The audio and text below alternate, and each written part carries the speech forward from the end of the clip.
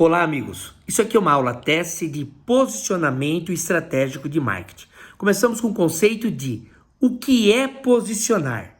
Posicionar é ter um norte, um caminho, uma direção. Onde eu quero estar? Com minha marca, com meu produto, em que lugar que eu quero ser reconhecido pelo consumidor. Posicionamento estratégico de marketing. O que é estratégia? Quando falamos de estratégia, todo mundo se lembra do livro A Arte da Guerra, de Sun Tzu. Mas estratégia, no nosso conceito atual, século XXI, é um plano de ação para uma situação específica. Vamos a um primeiro exemplo. A entrada da Parmalat no Brasil nos anos 90. Não vivíamos a época da globalização, não existia internet, e a Parmalat queria entrar no Brasil. O que ela fez? Uma pesquisa de mercado para saber o que a marca Parmalat lembrava ao consumidor. E para um susto da empresa, a Parmalat era conhecida como óleo lubrificante, produtos automotivos e tudo mais. Mas por quê?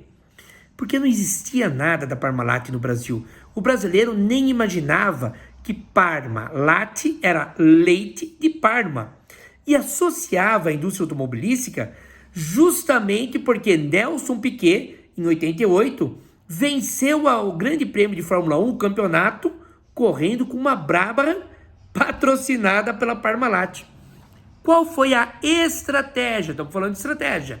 A estratégia foi patrocinar um time de futebol popular, no caso o Palmeiras, investindo muito dinheiro, tendo repercussão e divulgando seus produtos, os leites. Nós estamos falando de estratégia, certo? Então a estratégia era entrar no mercado brasileiro. O primeiro motivo, o primeiro posicionamento, olha aí, posicionamento estratégico de marketing, era conquistar uma parcela da população. Se eu tivesse a preferência dos torcedores palmeirenses, estava satisfeito. Qual foi o segundo posicionamento estratégico da Parmalat? Buscar os outros torcedores. E aí veio a história dos bichinhos da Parmalat. Um sucesso entre a criançada. Qual mãe, na hora de comprar o leite e o filho pede: mãe, compra esse do bichinho, do elefantinho, do cachorrinho? A mãe fala: não, meu filho, a gente é Corinthians, vai Corinthians. Não vai fazer isso, evidentemente. Então, posicionamento estratégico de marketing. O que é marketing? Nós temos várias definições. Fazer mercado, mercadologia. Mas eu gosto, a melhor de todas, é a definição de que marketing é quando você traz benefício para quem compra e quem vende. Um exemplo simples. Eu tenho uma barraca de frutas. Eu comprei um monte de banana e está calor. Portanto, errei, fiz um estoque, a banana vai apodrecer. Eu vendo a um preço de R$8, que é caro para um quilo de banana. O que é o marketing? Eu vou vender essa banana a R$5, dar um desconto para o meu cliente e divulgar isso. O cliente que não comprava 8 se beneficia comprando a 5. Eu, que poderia perder a banana, vou conseguir vender e pagar o meu boleto no final de semana. Marketing sempre tem que ter benefício para quem compra ou quem vende. Senão vira propaganda enganosa.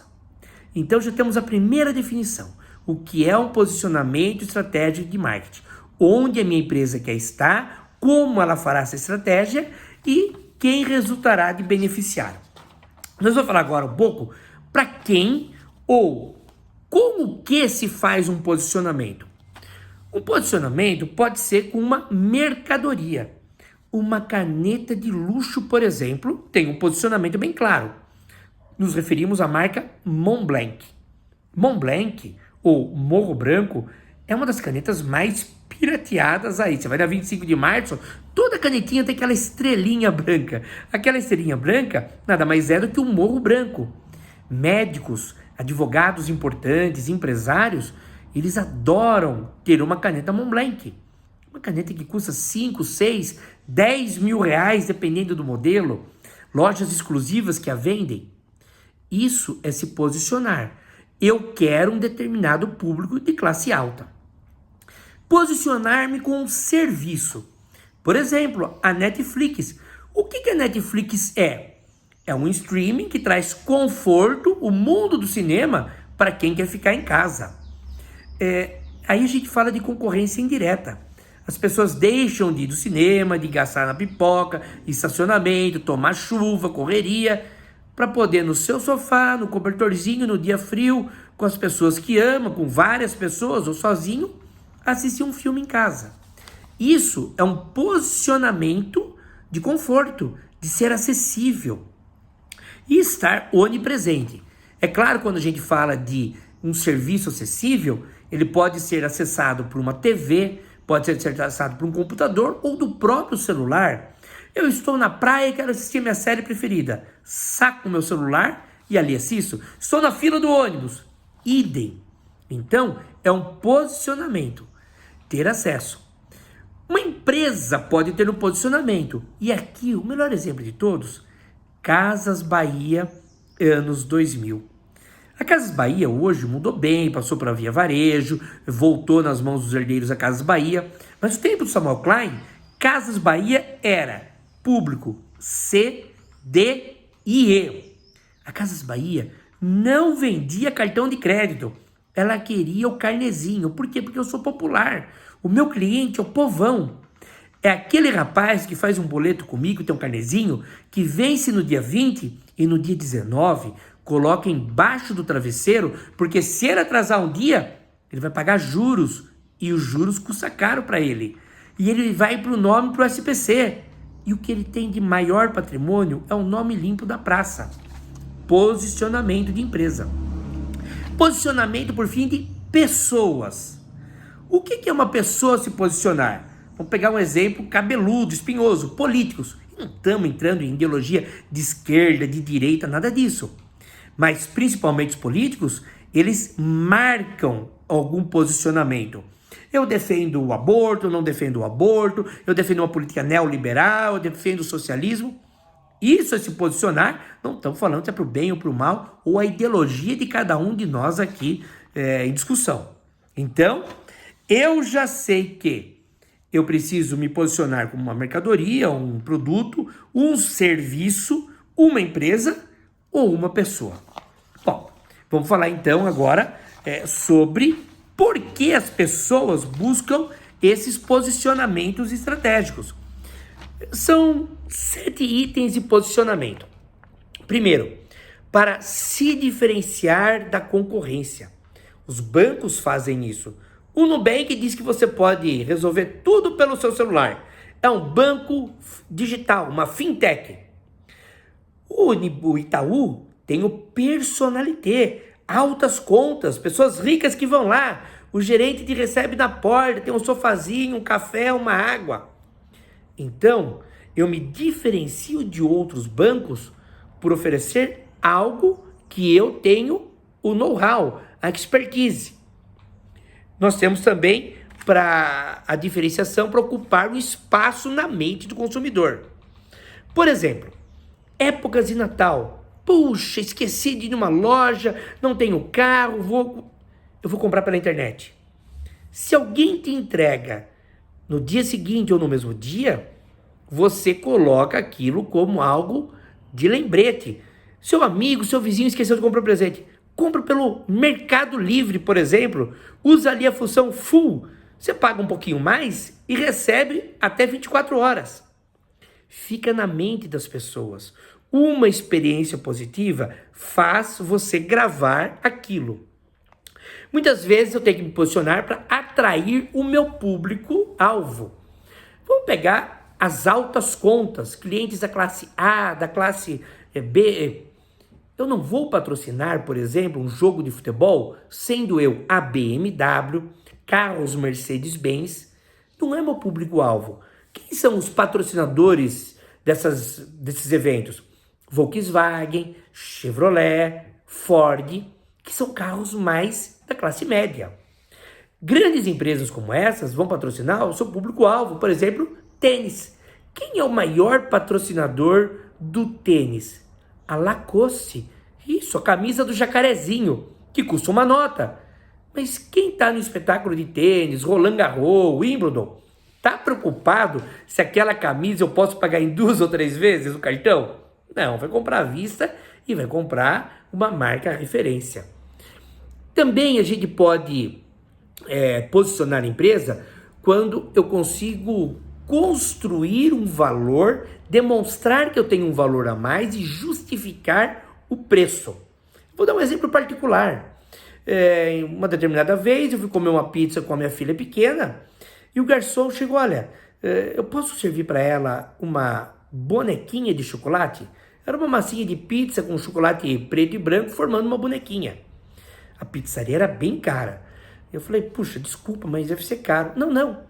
É um brinde, a gente faz isso para as crianças. Eu pergunto antes, porque às vezes a criança pode ter problema aí de diabetes ou alguma coisa, pai e mãe não quer. Ah, pode. O que aconteceu? Minha filha adorou, ficou essa questão do valor, a pizzaria é cara, atende muito bem e ganha uma bonequinha. Sabemos que não se ganha bonequinha. Eu paguei aquela bonequinha da minha pizza tradicional, salgada. Mas é uma forma de justificar o alto valor cobrado. O ambiente bonito, bem decorado, o agrado que faz as crianças e tudo mais. Também a gente se posiciona para orientar as decisões internas. E o melhor exemplo disso é moldar a cultura organizacional. A Disney tem feito muito bem isso. Há uma discussão violenta na Flórida, na sede da Disney, sobre a cultura woke. Olha, agora a gente vai ter desenhos mais inclusivos ou não vamos entrar com política e ideologia nos desenhos? E não estou discutindo se o woke é positivo ou não. Mas a cultura, a inclusão, os DEI das empresas estão acabando. A Microsoft, por exemplo, eliminou seu departamento de diversidade. E por aí vai. Sexto, criar uma conexão emocional com o cliente. Certa vez, numa classe que eu lecionava, eu falava com os meus alunos sobre impressões de produtos que transmitissem carinho, higiene, cuidados com o bebê. De 10 moças que eu tinha, que eram mães, as 10 citaram Johnson & Johnson. A Johnson & Johnson é uma marca respeitadíssima no Brasil e transmite as suas publicidades maravilhosas, falam isso. Agora, nos Estados Unidos, o talco da Johnson & Johnson foi tirado do mercado, depois a fórmula modificada, devido aos casos de mulheres com câncer no ovário que a própria Johnson & Johnson assumiu que continham amianto. Ela indenizou as mulheres, resolveu logo o problema por 20 bilhões. Olha que absurdo. É uma cifra para quebrar uma empresa. Pergunto, quantas pessoas discutiram isso no Brasil? Pouquíssimas, porque se há uma conexão emocional. A marca é tão respeitada no Brasil que esse escândalo nos Estados Unidos não respingou em nosso país. E hoje, se você faz a mesma pergunta para as mamães, Johnson & Johnson continua em alta. Por fim, sétimo e último item, sobrevivência em mercados saturados. Por que essas empresas se posicionam então? A loja 100 tem um posicionamento de apenas vender fisicamente, não a loja virtual. Poxa, mas nesse tempo em que a modernidade, a interatividade, o conforto de comprar pela internet, por que a loja 100 não faz isso? Se crê que esse mercado está muito saturado, Magazine Luiza, Ponto Frio, Amazon, tantas outras marketplaces por aí, a loja 100 faz com que o cliente compre nas suas lojas para garantir a comissão dos vendedores, para que o cliente veja não só o produto que ele vai lá comprar, mas seja ofertado a ele outros produtos, para não se perder uma negociação. Parece que está indo na contramão da modernidade, não é? É e não é. É uma forma de cativar o cliente, de ter aquele atendimento presencial que muitas pessoas cobram. Afinal de contas, imagine o seguinte, você liga para um atendimento, um 0800 aí, você fica meia hora digitando tecla, digite 1, se você quer isso, digite 2. Se você tem um atendimento humanizado, passa a ser o que chamamos de vantagem competitiva. Nos negócios saturados, qualquer vantagem competitiva é um grande diferencial. Enfim, como desenvolver essa estratégia de posicionamento e será o nosso último tópico dessa tarde.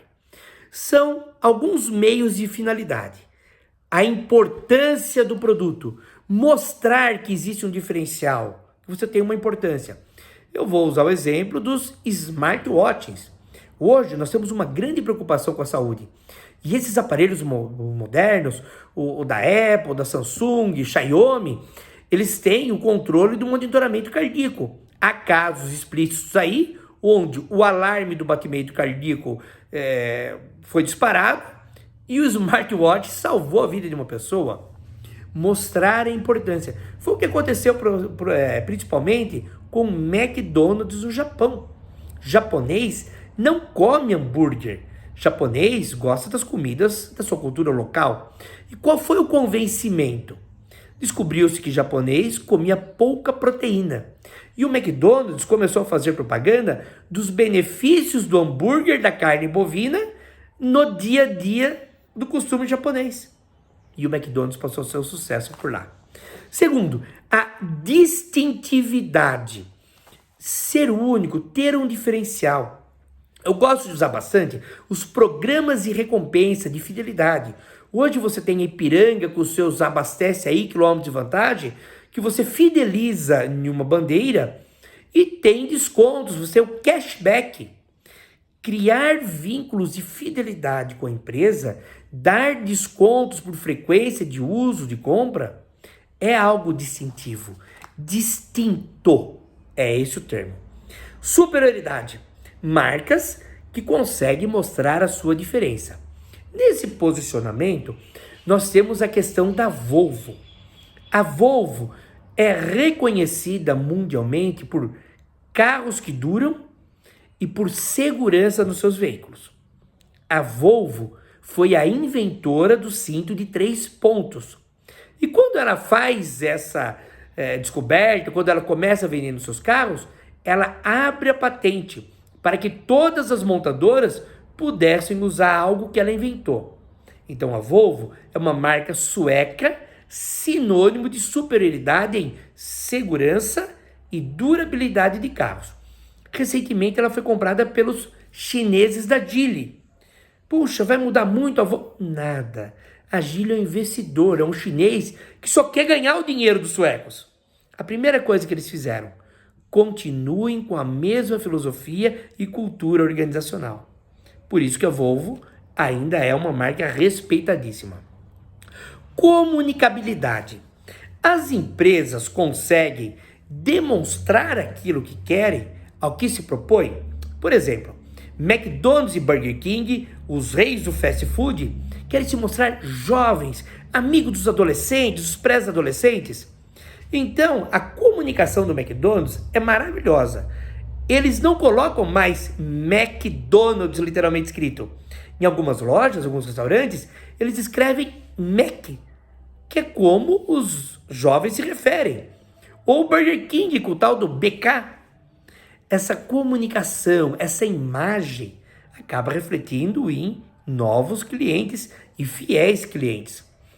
Previsibilidade. Previsibilidade é quando eu planejo alguma diferença que eu dificilmente serei superado. Exemplo, BYD e Tesla. Tesla, do Elon Musk, os americanos, eles não imaginaram que eles seriam superados tão rapidamente pelos chineses da BYD.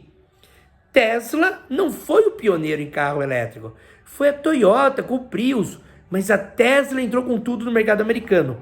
E hoje, a BYD não só quer se tornar líder no mercado de carro elétrico, já é, mas quer superar os fabricantes tradicionais. Então, você vê em alguns lugares, especialmente no Brasil, um sem número de BYDs rodando. O carro elétrico é uma tendência, as grandes montadoras estão fazendo seus veículos híbridos, mas a questão é, quem poderá competir com o custo China da BYD?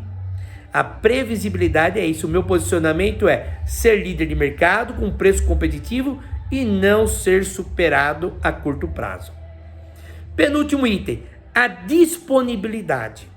O meu cliente terá condição de pagar algo que eu estou oferecendo? Se oferecer a um cliente da classe C, D ou E, eu não vou conseguir vender um produto barato se eu não der condições de compra. Condições de compra é acesso aos pontos diversos, a forma de pagamento. Você pega os marketplaces aí, americanas.com, você tem lá 10, 12 vezes para pagar sem juros. Sem juros, entre aspas, está embutido no preço à vista. Mas dividir para esse cliente com maior dificuldade, é uma forma de vender o produto. Enfim, a rentabilidade. Eu vou me posicionar no mercado e vou ter uma política agressiva de preços? Vai valer a pena o que eu vou fazer? Eu vejo algumas redes, algumas bandeiras de postos de combustível que você vê o preço lá embaixo, uma grande diferença de mercado. Alguém já pode falar, epa, tem metanol nessa gasolina. Não. Aqueles que preferem ter um lucro bem pequeno, mas fazer movimento, fazer dar giro. E aquela rentabilidade fazer valer a pena.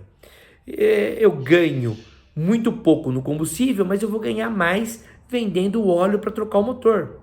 É o princípio das churrascarias. Você vê aquela placa do rodízio, olha, promoção, metade do preço para o casal. Aí você pede uma água mineral R$12, um Guaraná 14, uma cerveja 25, 30, desforra em outros produtos. Isso também é um posicionamento de mercado. A questão é, as empresas sabem posicionar-se estrategicamente e divulgar isso, fazer marketing, ganhar dinheiro? É o que vamos discutir com mais tempo em outra oportunidade. Até mais.